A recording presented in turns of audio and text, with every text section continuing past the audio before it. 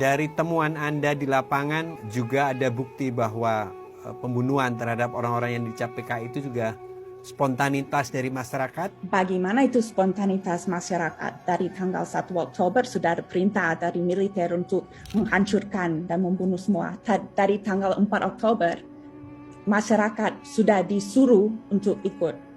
Jadi pembunuhan itu terjadi dalam konteks masyarakat harus ikut atau mereka sendiri akan dituduh mereka yang PKI.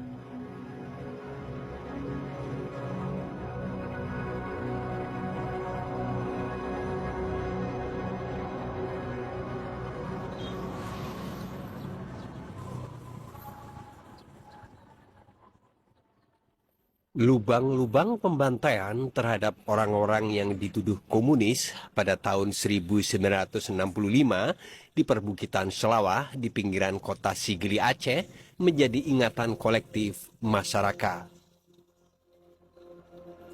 Kami menuju ke salah satu titik lokasi tidak jauh dari kawasan Simpang Betung berdasarkan informasi dari seorang saksi yang disebut sebagai tempat pembantaian. Kami lantas bertemu pemilik lahan tersebut. Jadi Pak Mus sudah pernah mendengar cerita tentang... Pernah aku dengar. Sering kali mendengar Pak Mus?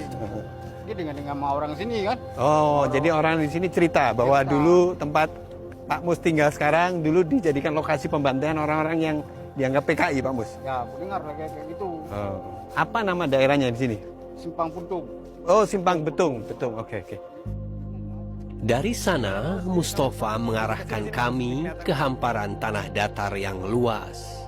Warga setempat menyebut lubang-lubang pembantaian ini sebagai Bukit Tengkorak atau Bukit PKI. Informasi ini kami dapatkan dari seorang saksi mata yang tidak bersedia menyebutkan identitasnya. Pria berusia 81 tahun ini berada di lokasi saat kejadian. Masyarakat Sigli menyebutnya sebagai salah seorang algojo, meskipun dalam wawancara dia mengaku hanya terlibat sebagai hansip di pos penjagaan. Dia banyak bercerita kepada kami tentang apa yang dia lakukan dan ketahui pada tahun 65. Ada beberapa tempat, tapi saksi dari BBC belum bisa memastikan di mana persisnya.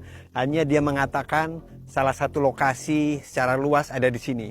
Secara persis kami tidak tahu lokasi di mana lubang itu digali dan orang-orang yang dicap di PKI dieksekusi di situ.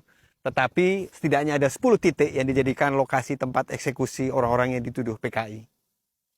Saksi mata kepada BBC mengatakan di sana sudah ada lubang yang bisa berisi 5 atau hingga 10 orang.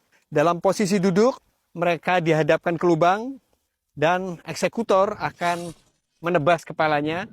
Setelah dipastikan meninggal, akan ditutup lubang itu kembali, tanpa diberi tanda, dan petugas orang-orang yang dipercaya sebagai eksekutor dan orang-orang yang melakukan penggalian akan meninggalkan lokasi ini.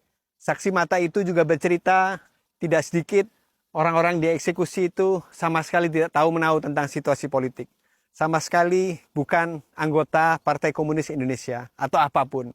Mereka menjadi korban yang digambarkan saksi mata BBC sebagai orang yang tidak bersalah, salah tangkap, dan sebagainya. Hal itulah yang membuat saksi mata tersebut merasa terganggu nuraninya, merasa ada hal yang salah, sehingga dia berusaha untuk melupakan apa yang terjadi 56 tahun silam.